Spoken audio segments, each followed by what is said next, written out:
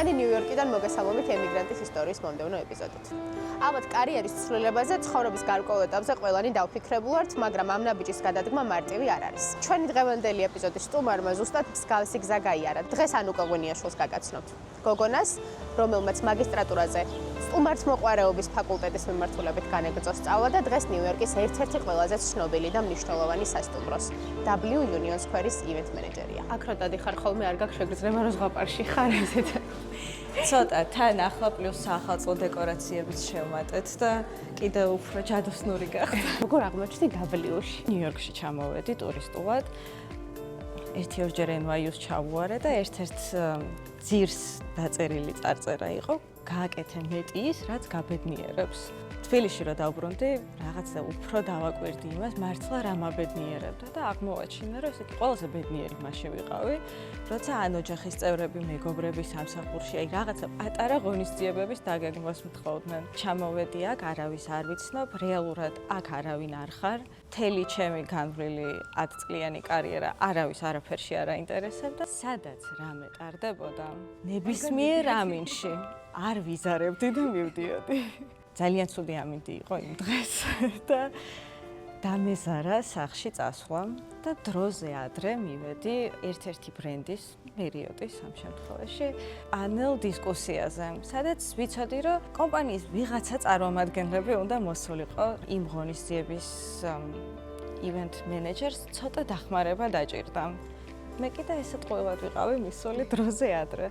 ოდნავ დავეხმარე და შემდეგ ამ დისკუსიის შემდეგ ხელი მოვკიდა და მიმიყვანა ამ სასტუმროს, სადაც ახლავს ვართ ჯენერალ მენეჯერთან. მადლობის პატარა მესიჯი მივწერე, როგორი საინტერესო იყო და როგორ გამიხარდა გაცნობა და შემდეგ სულ სხვა თანამშრომელმა შემომთავაზა ზაფხულის სტაჟირების გავლა ხომ არ გინდაო. მთლად ივენთები არ არის, მაგრამ მარკეტინგი, ივენთი, ცოტა გაყიდვები და ნუ ცუდი არ იქნებაო.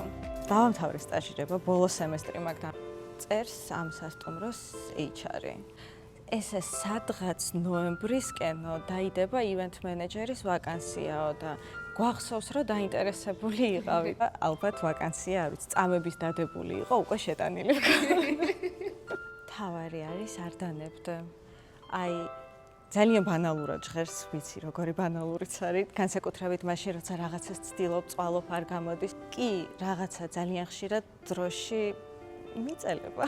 მოდი გულახდილები ვიყოთ. ყოველთვის არ ხდება ისე, როგორც ჩვენ გვინდა. მაგრამ ანუ არასდროს არ დაგხიოს უკან არც ერთმა უარმა. გიждები ნიუ-იორკზე, ძალიან მიყვარს. ჩემი მეორე სახლი ცალსახად ნიუ-იორკია. თუმცა ალბათ სახლად მაინც აი იმ ჩემ ბინას, ჩემ მშობლების სახლს, ბებია-ბაბუების სახლს აღვიქვამ. ჩემი ცოტა გრძელვადიანი გეგმა არის ჩემი საკუთარი კომპანიის დაარსება და ჩემი კომპანია ძალიან მინდა რომ ამ ორივე ქვეყანას უკავშირდებოდეს. მით უმეტეს სტუმართმოყვარეობის სფერო ქართველები ცნობილები ვართ ამითი. ულამაზესი ქვეყანა ვართ, ძალიან ბევრი ლამაზი ადგილი გვაქვს, სადაც საკმარისად არ ვაფასებთ ჩემი აზრით იმას, რაც გვაქვს. საქართველოს რო გიხსენებენ, პირველ რა გახსენებთ? სითბო. ოღონდ ანუ არა მხოლოდ კლიმატური, არამედ ოჯახური ან მეგობრობა, აი რამდენადაც აქ სწრაფი ტემპით სულ გარბი ხარ, სულ სადღაც ხარ, ძალიან მომწონს ესეც. თუმცა თბილისში, სახლში, ჩუმად, მშვიდად ქუჩაში რო გადიხარ, ყველა ქუჩის ყველა პატარა ნაწილი რო იცი, ყველა მოსახვევი, ყველა კორპუსი. მომწონს აქაური კულტურა, თუმცა ჩვენ მაინც ჩვენი კულტურა მოგვაქვს და ისევ და ისევ ჩვენი კულტურის ადამიანების ირგვლივ ყოლა ჩემთვის ძალიან მნიშვნელოვანია.